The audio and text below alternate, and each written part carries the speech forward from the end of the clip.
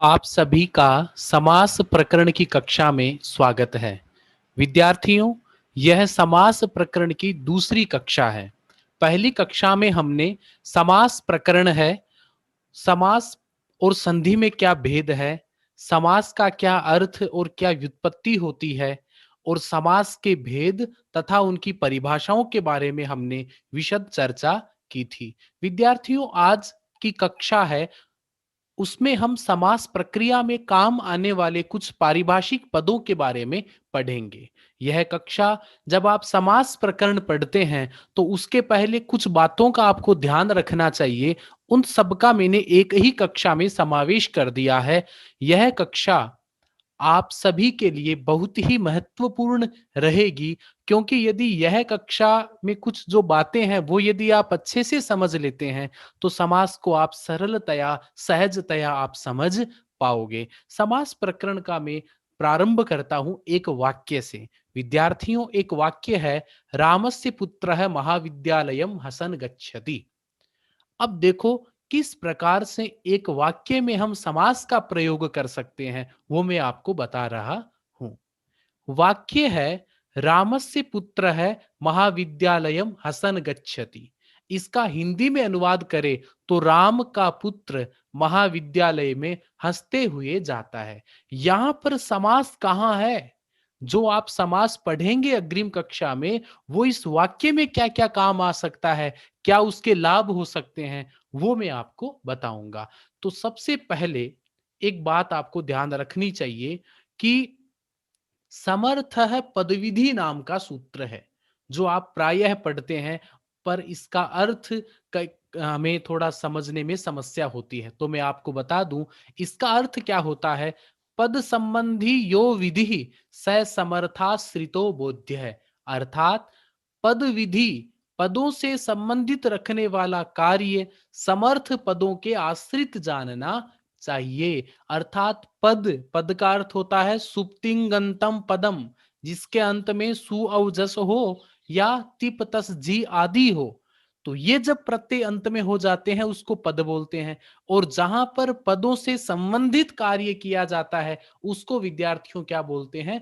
पद विधि कहा जाता है। तो इसका मतलब क्या हो गया? जहां जहां पद विधि है वो समर्थ पदों के आश्रित मान करके ही होगी। हर कहीं पर आपको समास नहीं करना है। यदि वहां पर समर्थ है पद आपस में तो ही आपको समास करना है, नहीं तो नहीं करना है। अब देखो यह सूत्र है वो क्या है विद्यार्थियों? एक प्रकार का परिभाषा सूत्र है। समास व्याकरण में 6 प्रकार के सूत्र होते हैं। संज्ञा च, परिभाषा च, विधिर नियम एव च, अतिदेशो धिकारश्च षड्विधम सूत्र लक्षणम। तो इन 6 सूत्रों में परिभाषा नामक एक सूत्र है। अब देखो परिभाषा क्या होता है, परिभाषा सूत्र का अर्थ क्या होता है? इसकी महाभाष्य में पतंजलि जी एक अच्छी परिभाषा देते हैं। वो क्या बोलते हैं? परिभाषा पुनः एक देशस्था सती कृत्सनम शास्त्रम अभिज्वलयति प्रदीपवत। अर्थात जिस प्रकार से एक दीपक है वो एक जगह रहता है तो वह उस जगह को ही प्रकाशित नहीं करता, अपितु उसकी सीमा क्षेत्र में, उसके प्रकाशक क्षेत्र में जितना क्षेत्र आता है उस सब क्षेत्र को वह प्रकाशित करता है। दिया जहां जलेगा वहां रोशनी तो करेगा ही। इसी प्रकार जो परिभाषा होती है वो परिभाषा क्या करती है? संपूर्ण एक जगह स्थित होते हुए भी संपूर्ण शास्त्र में उस परिभाषा का नियम वहां पर लगता है। इस प्रकार से भले ही यह समर्थ है पदविधि सूत्र समास प्रकरण के प्रारंभ में कहा गया है, परंतु यह जहां जहां पदविधि होगी वहां वहां पर यह सूत्र अपना काम करेगा। इस प्रकार से विद्यार्थियों समर्थ है पदविधि क्या है? एक प्रकार का परिभाषा सूत्र है। और परिभाषा सूत्र की क्या परिभाषा है वो मैंने आपको बता दी। अब देखो, अब बात क्या है कि पद संबंधी कार्य समर्थ पद क्या होने चाहिए? समर्थ पदों के आश्रित होना चाहिए। ये सामर्थ्य क्या होता है इसके बारे में मैं आपको बताता हूं। सामर्थ्य पदों के परस्पर संबंध में आकांक्षा, योग्यता, आसक्ति हो तो वहां पर समर्थ होता है। देखो पदों के बीच में यदि आकांक्षा है, इच्छा है, योग्यता है और आसक्ति है तो वहां पर वो क्या होगा, पद समर्थ होगा, और जहां जहां समर्थ पद होगा वहां पे पद विधि होगी। जैसे एक आपको उदाहरण बताता हूं विद्यार्थियों, राज पुरुष है, राजा का पुरुष, ऐसा जब कहते हैं तो यहां पर इस वाक्य में क्या है विद्यार्थियों, इसमें आकांक्षा, योग्यता और आसक्ति तीनों है। इसीलिए राजपुरुष को हम क्या बोलेंगे, एक वाक्य बोलेंगे। कैसे, मैं आपको बताता हूं। जैसे सबसे पहली बात, क्या राज पुरुष है, इस वाक्य में क्या है, आकांक्षा है। आकांक्षा का मतलब क्या है, इच्छा है। आप जब राज राजा और पुरुष है, इन दोनों को अलग अलग रखो। जब आप राजा रखोगे तो आपके मन में इच्छा होगी कि राजा का क्या है। आप पुरुष लिखोगे तो आपके मन में इच्छा होगी कि पुरुष, कौन सा पुरुष। तो इस प्रकार से राजा और पुरुष दोनों के बीच में विद्यार्थियों क्या है, आकांक्षा अर्थात इच्छा है। दूसरी बात क्या होनी चाहिए, योग्यता होनी चाहिए। क्या होनी चाहिए, योग्यता होनी चाहिए। देखो एक वाक्य है, अग्निना सिंचती। अब अग्निना सिंचती जो वाक्य है, आग के द्वारा सींचता है। अब आग से कैसे सींचा जा सकता है, सींचा तो द्रव्य से, पानी से सींचा जा सकता है।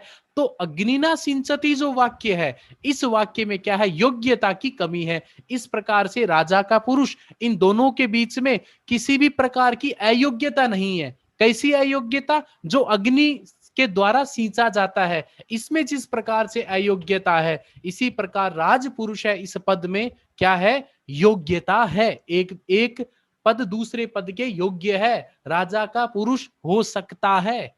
ठीक है। तीसरी बात क्या है, इसमें क्या है, आसक्ति है। विद्यार्थियों आसक्ति का मतलब क्या होता है, निकटता, सामीप्य, उचित निकटता। अब राज पुरुष एक पद है, यदि इस राज को मैंने लिख दिया यहां और पुरुष को लिख रहा हूं मैं यहां, तो आप इसका अर्थ का अनुमान थोड़ी लगा पाओगे, क्योंकि एक जगह तो राजा लिखा हुआ है, बीच में कितना बड़ा स्थान का क्या आ जाता है, व्यवधान आ जाता है। इसलिए राजा और पुरुष पास पास पे लिखे हुए हैं, इसको विद्यार्थियों क्या बोलते हैं, इसको बोलते हैं आसक्ति। इस प्रकार से समर्थ किसको बोला जाता है, समर्थ जिस वाक्य में आकांक्षा, योग्यता और आसक्ति तीनों हो, उसको विद्यार्थियों क्या बोला जाता है, उसको समर्थ बोला जाता है। यह जो सामर्थ्य होता है, जो मैंने ऊपर बताया है, वो दो प्रकार से होता है। पहला होता है विद्यार्थियों विपेक्षा भाव, दूसरा होता है एकार्थी भाव। विपेक्षा में क्या होता है, पद परस्पर अपेक्षा रखते हैं। ठीक है, वाक्य में, जैसे कोई वाक्य ले लिया आपने, ठीक है, तो वाक्य में एक पद दूसरे पद की क्या रखता है, अपेक्षा रखता है। जैसे सीता खाना खाती है, इस वाक्य में सीता खाना खाती है, इन तीनों पद एक दूसरे की अपेक्षा रखते हैं। यदि तीनों पदों में से एक पद की यदि कमी हो जाती है, तो इच्छा की पूर्ति का भी अभाव हो जाता है, वाक्य के अर्थ का भी वहां पर अभाव हो जाता है। इस प्रकार से एकार्थी भाव में मिलकर के अर्थ को कहा जाता है। एकार्थी भाव में क्या होता है विद्यार्थियों, मिलकर के, अनेक प्रकार के पद मिलकर के अर्थ को बताते हैं, जैसे समास में। ठीक है, तो सामर्थ्य दो प्रकार का होता है, विपेक्षा भाव और एकार्थी भाव। विपेक्षा भाव में आपस में पदों के बीच में अपेक्षा होती है, जैसे वाक्य में। और एकार्थी भाव जो सामर्थ्य होता है, उसमें क्या होता है कि पद मिलकर के अर्थ को बताते हैं, जैसे समास में। तो एक प्रश्न आपका यहां यह बनता है कि समास के अंदर कौन सा सामर्थ्य होता है, तो समास में विद्यार्थियों एकार्थी भाव नामक सामर्थ्य होता है। अब जैसे, लेकिन राज्ञः भार्या पुरुषो देवदत्तस्य में राज्ञः पुरुष है तथा देवदत्तस्य भार्या में परस्पर निरपेक्ष पदों का सामर्थ्य नहीं होता है। अब देखो एक बात बताता हूं मैं आपको विद्यार्थियों, कि एक जैसे वाक्य ले लो आप, जैसे राज्ञः भार्या पुरुषो देवदत्तस्य, राजा की पत्नी और देवदत्त का पुरुष, एक प्रकार का वाक्य है। अब देखो विद्यार्थियों, यहाँ पे जहां जहां सामर्थ्य होगा वहीं समास होगा। अब जैसे यहां पर आप राज्ञः पुरुषा में समास नहीं कर सकते। क्यों नहीं कर सकते, क्योंकि राजा का संबंध उसकी पत्नी के साथ है। राजा का संबंध किसके साथ में, उसकी पत्नी के साथ में है, ठीक है। यहां पर राजा और पुरुष के बीच में कोई संबंध नहीं है, क्योंकि राजा की पत्नी और देवदत्त का पुरुष, ये दोनों वाक्य अलग अलग है। समझ में आ रहा ना? इसलिए क्या होता है, यहां पर राजा का पुरुष के साथ में क्या नहीं हो सकता, समास नहीं हो सकता, और देवदत्त की पत्नी, इन दोनों के बीच में क्या नहीं हो सकता, सामर्थ्य नहीं हो सकता। सामर्थ्य तो वही होता है जिनका आपस में परस्पर सापेक्ष हो, परस्पर संबंध हो, ठीक है। इसलिए यहां पर परस्पर निरपेक्ष पदों का सामर्थ्य नहीं होता है। यह मैंने सामान्य बात बताई है। ध्यान रहे कि समर्थ परिभाषा केवल पदविधि के लिए है, न कि वर्ण विधि की। इसका मतलब क्या, जैसे संधि है, तो संधि में हम क्या करते हैं, वर्णों को जोड़ते हैं, तो संधि वर्ण विधि है। अब वहां पर आप ये सामर्थ्य पदविधि, समर्थ पदविधि वाला सूत्र नहीं लगा सकते। क्यों? क्योंकि समर्थ है पदविधि केवल पदों के बीच में जब प्रक्रिया होती है, सुप्तिंगंतम पदम, सुप अंत में हो, तिंग अंत में हो, तो ही समर्थ है पदविधि लगता है। वहां पर वर्ण विधि, संधि आदि में वो नहीं लगता है। इस प्रकार से विद्यार्थियों में आपको पुनः बता दूं कि समर्थ है पदविधि सूत्र ने हमको एक बात बताई कि समास आप अपनी मर्जी से नहीं कर सकते। क्यों? क्योंकि समास क्या है विद्यार्थियों, पदविधि है, और पदविधि में आकांक्षा, योग्यता, आसक्ति रूपी सामर्थ्य का होना जरूरी है। और समास में तो कौन सा होता है, एकार्थी भाव सामर्थ्य होता है। कौन सा सामर्थ्य होता है, एकार्थी भाव सामर्थ्य होता है। इस प्रकार से हमने यह देखा कि सामर्थ्य है वहीं पर समास होगा, नहीं तो नहीं होगा। अब देखो अग्रिम जो सूत्र आता है, इसमें हमने यह जो वाक्य, इसमें यह देख लिया कि रामस्य पुत्र है, इस वाक्य में समास होगा। क्यों होगा? अब आप एक बात बताऊं, अब रामस्य महाविद्यालयम, अब यहां पर आप समास नहीं कर सकते, ठीक है। रामस्य पुत्र है, राम पुत्र है, यह समास हो जाएगा। महाश्चासो विद्यालय है, महान विद्यालय, इन दोनों के बीच में आप समास कर सकते हैं। अब देखो आप ऐसा नहीं कर सकते कि महापुत्र है, महा और पुत्र के बीच में नहीं हो सकता। क्यों? क्योंकि सामर्थ्य महाविद्यालय के बीच में है। समझ में आ गए? इस प्रकार से मैंने आपको इस वाक्य में समास कहाँ है, इसका मैंने आपको उत्तर बताने का प्रयास किया है। विद्यार्थियों, आगे एक सूत्र आता है, प्राक कडारात समास है। यह जो सूत्र है वो क्या है, कडाराह कर्मधारिये नाम का सूत्र है, ठीक है। ये इस सूत्र के नंबर है। इस सूत्र से पहले समास का अधिकार होता है। विद्यार्थियों एक बात बता दूं मैं आपको, समास के जो 6 भेद होते हैं उसमें परिभाषा सूत्र क्या होता है उसकी बात हमने पहले कर ली। एक सूत्र होता है अधिकार सूत्र। अधिकार, देखो अधिकार जिस प्रकार से प्रशासन में अधिकार होता है, जैसे इस जिले का यहाँ पर अधिकार है, उसी प्रकार अष्टाध्यायी में भी अलग अलग सूत्रों का अलग अलग स्थान पर्यंत अधिकार होता है, ठीक है। तो कडारा कर्मधारी नाम का सूत्र है जो 2-2-38, मतलब इसका क्रम है, वहां तक आएगा। तो प्राक कडारात समास नाम का सूत्र है, इसका अधिकार कहां तक है, ये बात क्या बोलता है, ये कहता है समास का अधिकार होता है। समास रूपी क्षेत्र का निर्धारण करता है यह सूत्र। कहां तक निर्धारण करता है? जब तक कडारा कर्मधारी नाम का सूत्र नहीं आएगा। यह आपकी प्रतियोगी या लिखित परीक्षा में पूछा जा सकता है, या आपको इंटरव्यू में पूछा जा सकता है कि ये जो समास है, इस समास का अधिकार कौन से सूत्र पर्यंत है, तो आपको वहां पर यह बोलना पड़ेगा कडारा कर्मधारिये 2-2-38, यहां तक समास का अधिकार है। तो समास की देखो सीमा, समास रूपी देश की सीमा है वो 2-2-38 कडारा कर्मधारिये सूत्र तक है। यह आपको ध्यान रखना है। अर्थात इस सूत्र की अवधि के पहले समास संज्ञा होगी, फिर कोई दूसरी संज्ञा होगी। अब देखो प्राक कडारात समास सूत्र कहने का अर्थ क्या हो गया कि जब तक ये कडारा कर्मधारी सूत्र नहीं आएगा तब तक जितने भी काम करो, जितनी भी संज्ञा करो, पहली संज्ञा समास ही होगी। कडारा कर्मधारी सूत्र के पहले जितने आप काम करते हो वो सब समास के ही कहलाएंगे। यदि आपको कोई दूसरी संज्ञा करनी हो, उपसर्जन संज्ञा या कोई सी भी संज्ञा करने हो, वो दूसरी संज्ञा होगी, परंतु पहला क्षेत्र समास का ही माना जाएगा। एक बात आपको बता दूं विद्यार्थियों, यहां पर जो प्राक कडारात समास है के अंदर जो समास पद है विद्यार्थियों, इसमें घय प्रत्यय, देखो समास में घय प्रत्यय होता है। समास में कौन सा प्रत्यय होता है? घय प्रत्यय। गए प्रत्यय दो अर्थों में होता है। एक तो होता है विद्यार्थियों भाव के अर्थ में, एक होता है विद्यार्थियों कर्म के अर्थ में।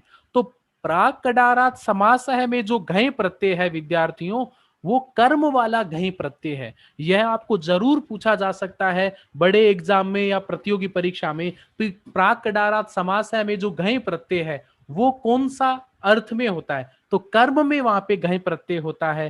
ठीक है, तो समसनम समास है, यहां पर जो घय प्रत्यय है वो भाव अर्थ वाला प्रत्यय है। ठीक है, और प्राक कडारात समास में जो समास में जो घय प्रत्यय है वो कर्म वाला प्रत्यय है। इस प्रकार से आपको ये समझ में आ गया होगा। यहां पर जो समास है इसकी व्युत्पत्ति आप समस्यते समसनम समास वाली मत कर देना, गलत हो जाएगा। यहां पर प्राक कडारात समास में जो समास की व्युत्पत्ति है वो है समस्यते एकीक्रियते प्रयोग त्रिभी इति, अर्थात जहां पर अर्थ का एकीकरण किया जाता है प्रयोक्ताओं के द्वारा, उसको क्या कहा जाता है, समास कहा जाता है। इस प्रकार से विद्यार्थियों हमने प्राक कडारात समास सूत्र के बारे में हमने पढ़ने का प्रयास किया।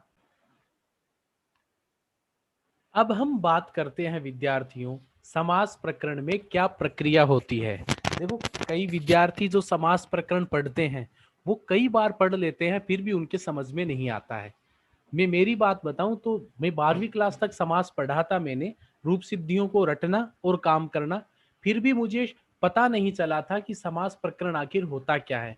उसी समस्या को दृष्टिगत रखते हुए मैं ये क्लास बना रहा हूं। तो देखो, समास प्रकरण की प्रक्रिया क्या है विद्यार्थियों। सबसे पहले हम क्या करेंगे, देखो, सबसे पहले प्रत्येक समास विधान करने वाले अलग अलग सूत्र आते हैं। जैसे अव्ययी भाव करने वाला अलग सूत्र आएगा, बहुव्रीहि करने वाला अलग आएगा, कर्मधारय करने वाला अलग सूत्र होगा। तो पहला काम आप एक सारणी बना करके याद कर लेना कि जो जो समास विधायक करने वाले सूत्र है उनको याद करना। पहला काम क्या करोगे आप, सबसे पहले कि समास का विधान करोगे। दूसरा काम क्या करोगे, प्रातिपदिक संज्ञा, एक कृत तद्धित समासास्य नाम का सूत्र है, उससे आपको प्रातिपदिक संज्ञा करनी है। कब करोगे, जो ही आप समास करते हो समास के तुरंत बाद कृत तद्धित समासास्य इति सूत्रेण प्रातिपदिक संज्ञा। ठीक है विद्यार्थियों, उसके बाद में एक सूत्र है सुपो धातु प्रातिपदिकयो नाम का सूत्र है। वो क्या करेगा, सुप का लुक कर देगा। सुप का लुक का मतलब यह हो गया कि सु औजस अम और से जितने प्रत्यय होते हैं ना सुप तक, इनका लोप होना। आपने देखा होगा कि विग्रह के अंदर क्या होता है, जब आप लौकिक विग्रह और अलौकिक विग्रह जो आपको मैं बताऊंगा आगे, उसमें क्या करते हैं, जब सुप का लुक करते हैं तो वो सुपो धातु प्रातिपदिकयो से लुक होता है। अब देखो, सबसे पहले हम समास कर देते हैं।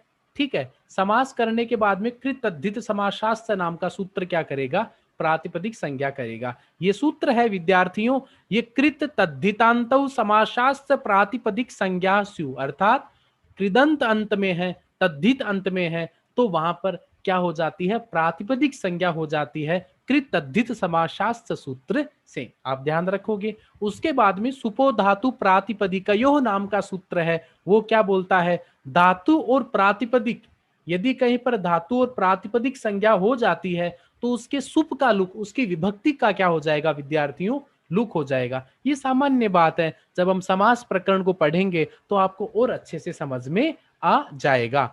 अब विद्यार्थियों बात है, कुछ आपको इंपॉर्टेंट बातें हैं जो समास प्रकरण में काम आएगी। देखो, एक होता है विद्यार्थियों समस्त पद और एक होता है विद्यार्थियों व्यस्त पद। इन दोनों में अंतर क्या होता है आप ध्यान रख लो। मान लो आप इंटरव्यू में जाओ और आपको ये पूछ ले समस्त पद, इसका समस्त पद क्या बनेगा और इसका व्यस्त पद क्या बनेगा, विद्वानों की भाषा में है तो आपको मैं बता रहा हूं। देखो, जिस पद में समास कर दिया जाता है उसको बोला जाता है समस्त पद।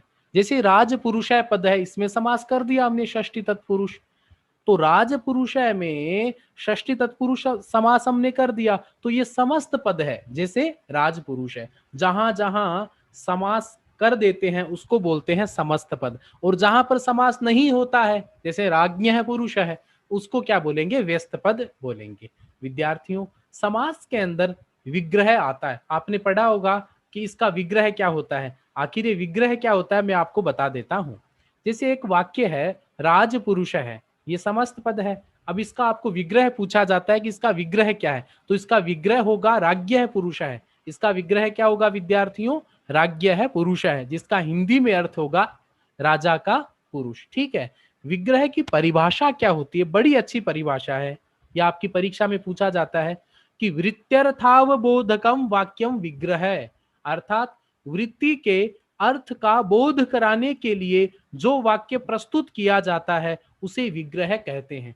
कभी कभी क्या होता है विद्यार्थियों कि वृत्ति का बोध कराने के लिए, किसका बोध कराने के लिए? वृत्ति के अर्थ को बताने के लिए जिस सेंटेंस का प्रयोग किया जाता है, जिस वाक्य का प्रयोग किया जाता है, उसको विग्रह कहते हैं। जैसे आपको बता दूं कि जैसे राजपुरुष रूपी जो वृत्ति है, इसका अर्थ बताने के लिए, मान लो राज्ञः पुरुष है, इस पद का प्रयोग किया जाता है, तो राज्ञः पुरुष है ये जो पद है, इसका यह क्या है? विग्रह हो गया। क्या हो गया? यह विग्रह हो गया। विग्रह क्यों हुआ? यह एक ऐसा वाक्य है जिसके द्वारा इसका क्या अर्थ का पता चलता है। आपको कोई भी पूछे कि विग्रह की परिभाषा क्या होती है, तो आप क्या बताओगे? वृत्त्यर्थावबोधकम वाक्यम विग्रह, यण संधि है यहाँ पर, वृत्ति अर्थावबोधकम वाक्यम विग्रह। तो वृत्ति के अर्थ का बोध कराने के लिए जिस वाक्य का प्रयोग किया जाता है उसको क्या कहते हैं विद्यार्थियों? विग्रह कहा जाता है। यह विग्रह दो प्रकार का होता है। एक होता है लौकिक विग्रह, लौकिक विग्रह जैसे राज्ञः पुरुष है, ठीक है। दूसरा होता है अलौकिक विग्रह, जिसमें व्याकरण की बात होती है, जैसे राजन प्लस ngश, पुरुष प्लस सु। इस बात को थोड़ा सा आप अच्छे से समझो। जैसे मैं आपको बता दूं कि जैसे एक बात है, राज पुरुष है पद है, इसका आपको विग्रह दो प्रकार से होता है। एक तो आप क्या बोलोगे? राजा का पुरुष, लोक में बताया, अगला अर्थ समझ गया, राजा का पुरुष राजपुरुष हो गया। एक आप उसका व्याकरण वाला अर्थ बताओगे कि राजन प्लस ngश, इसमें षष्ठी विभक्ति है और पुरुष में प्रथमा विभक्ति है। ये बात क्या है? लोक में समझ में नहीं आएगी, इसलिए इसको क्या बोलते हैं विद्यार्थियों? अलौकिक विग्रह बोलते हैं। इस प्रकार से विग्रह कितने प्रकार के हो गए? दो प्रकार के हो गए, लौकिक विग्रह और अलौकिक विग्रह। ठीक है। लौकिक विग्रह केवल विकल्प समास का ही होता है, न कि नित्य समास का। विद्यार्थियों, समास के दो प्रकार होते हैं। उस स्थिति से समास के दो प्रकार हो सकते हैं। कैसे? एक तो होता है विकल्प में समास होना, एक जगह हो जाना, एक जगह नहीं होना। एक होता है नित्य समास, जिसका एक ही पद बनेगा। तो ये विकल्प समास और नित्य समास में क्या भेद होता है मैं आपको बता दूं कि लौकिक विग्रह केवल विकल्प समास का ही होता है, न कि नित्य समास का। जो जो विकल्प समास होगा उसका लौकिक विग्रह होगा, परंतु नित्य नित्य समास जहां होता है उसका या तो लौकिक विग्रह होता नहीं है, और यदि हो गया तो उसके खुद के पद का विग्रह नहीं होता है। ये कई बार पूछ लिया जाता है कि नित्य समास किसको बोलते हैं, तो आपको सीधी सी परिभाषा बताता हूं, नित्य समास में लौकिक विग्रह होगा ही नहीं। यदि हो भी जाता है ना, तो वो अस्वपद विग्रह होगा। अस्वपद विग्रह का मतलब क्या होगा? अपने पद के अर्थ का वो अनुसरण नहीं करेगा। जैसे यथाशक्ति है, ठीक है। अब यथाशक्ति है, इसका शक्तिम अनतिक्रम्य, यह इसमें अर्थ होता है, अर्थात शक्ति का अतिक्रमण नहीं करके। अब किस प्रकार से यथाशक्ति में नित्य समास होता है वो मैं आपको आगे जब अव्ययी भाव आएगा, जहां जहां नित्य समास का प्रकरण आएगा, तब मैं आपको अच्छे से समझाऊंगा। अभी तो आप एक ही बात का ध्यान रखो, विकल्प समास जहां होता है वहां पे लौकिक विग्रह होता है, और नित्य समास जहां होता है, जहां विग्रह होता नहीं है, होता है तो अपने पद का अर्थ वहां पर नहीं होता है। आपको समझ में आ गया होगा। अब मैंने आपको एक बात बताई थी कि विग्रह कहते हैं कि वृत्ति के अर्थ को बताने को विग्रह बोलते हैं। अब एक बात बताओ, ये वृत्ति किसको बोलते हैं? तो वृत्ति का अर्थ देखो क्या है, परार्थाभिधानम वृत्ति ही, पर अर्थात अन्य, ठीक है। एकार्थी भाव विशिष्ट अर्थ का जिसके द्वारा कथन किया जाता है उसे वृत्ति कहते हैं। वृत्ति किसको बोलते हैं? कि एकार्थी भाव विशिष्ट अर्थ का जिसके द्वारा कथन किया जाता है उसको क्या बोलते हैं? वृत्ति। अन्य वृत्ति में क्या होता है? अन्य अर्थ को बताया जाता है, एक विशिष्ट अर्थ को बताया जाता है। जैसे राजपुरुष है, पद है, इस राजपुरुष पद का जो अर्थ है, इसमें न तो राजा रहता है, न अकेला पुरुष रहता है, अपितु राजपुरुष में राज संबंधित जो विशिष्ट पुरुष है उसका अर्थ वहां पर होता है, और यही समास की वृत्ति कही जाती है। विद्यार्थियों, आपके समझ में आ रहा हो? इस प्रकार से एक बात हमें समझ में आ गई कि वृत्ति में अन्य अर्थ को बताया जाता है। ठीक है, समास में समास को वृत्ति कैसे कहा जाता है? क्योंकि राजपुरुष पद है, बहुत सारे विद्यार्थियों, राजपुरुष एक सरल पद है, इसलिए मैं आपको समस्त पद है इसलिए बता रहा हूं। आप सभी पदों में एक ही बात देखना कि जो पद होते हैं, राजपुरुष है जैसे पद है, इसमें न तो राजा है और न पुरुष है, अपितु राज संबंधी जो विशिष्ट पुरुष है यह अन्य अर्थ है, इसलिए इसको विद्यार्थियों क्या कहा जाता है? वृत्ति कहा जाता है। विग्रह में क्या होता है? विग्रह में क्या होता है? विग्रह में वृत्ति के अर्थ का प्रकटीकरण होता है। ये बहुत महत्वपूर्ण प्रश्न है कि वृत्तियां कितनी प्रकार की होती है, बहुत बार पूछा जाता है कि वृत्तियां कितनी प्रकार की होती है। तो वृत्तयः पांच प्रकार की वृत्तियां होती है। जैसे एक होती है विद्यार्थियों कृदंत वृत्ति, दूसरी होती है तद्धित वृत्ति, तीसरी होती है समास वृत्ति, चौथी होती है एकशेष वृत्ति, और पांचवी होती है सनाद्यंत धातु रूप वृत्ति। इस प्रकार से विद्यार्थियों पांच प्रकार की वृत्तियां होती है। वृत्तियों के पांच प्रकार मैंने बताए हैं। वृत्ति की परिभाषा होती है परार्थाभिधानम वृत्ति, पर अर्थ को बताना, दूसरे अर्थ को बताना वृत्ति कहलाता है। जैसे कृदंत को भी वृत्ति कहा जाता है। क्यों? जैसे कारक उदाहरण है, इस कारक में क्री तथा अणुवुल प्रत्यय है, ये दोनों अर्थ मिलाकर के एक विशिष्ट अर्थ को बताते हैं। अब क्री है, क्री धातु का अर्थ अलग है, अणुवुल प्रत्यय का अर्थ अलग है, ये दोनों मिलकर अब कारक में न तो क्री का अर्थ, न अकेले क्री का अर्थ है, न अकेले अणुवुल का अर्थ है, इन दोनों पदों के द्वारा मिलकर के जो एक विशिष्ट अर्थ आता है उसको क्या बोलते हैं? कृदंत वृत्ति बोला जाता है। इसी प्रकार तद्धित वृत्ति में दाशरथी उदाहरण है, दशरथ का बेटा। अब दशरथ का बेटा इस पद में दाशरथी राम अर्थ को प्रकट करता है। अब राम के अंदर न तो अकेले दशरथ का अर्थ है, न अकेले पुत्र का अर्थ है, अपितु दशरथ और अपत्य, इन दोनों को मिलाकर के एक विशेष अर्थ दाशरथी राम को बताया जाता है। ये होती है तद्धित वृत्ति। इसी प्रकार समास वृत्ति में मैंने आपको बता ही दिया। एक शेष में क्या होता है? जैसे माता च पिता च। अब माता च पिता च का उदाहरण है पितरों। अब पितरों में न अकेली माता है, न अकेले पिता है, पिता और माता दोनों मिलाकर के एक विशिष्ट अर्थ को कहते हैं, वो पितरों क्या है? इसमें वृत्ति कहा जाता है। इसी प्रकार से सनाद्यंत धातु रूप है, जैसे सन प्रत्यय का उदाहरण ले लो जिज्ञासा। अब जानने की इच्छा जिज्ञासा होती है, इस जानने की इच्छा जिज्ञासा रूपी पद में न तो जानना और न सन, इन दोनों के द्वारा मिलकर के एक जानने की इच्छा रूपी जो अर्थ है उसका जो प्रकटीकरण होता है वो इसके वृत्ति को सिद्ध करता है।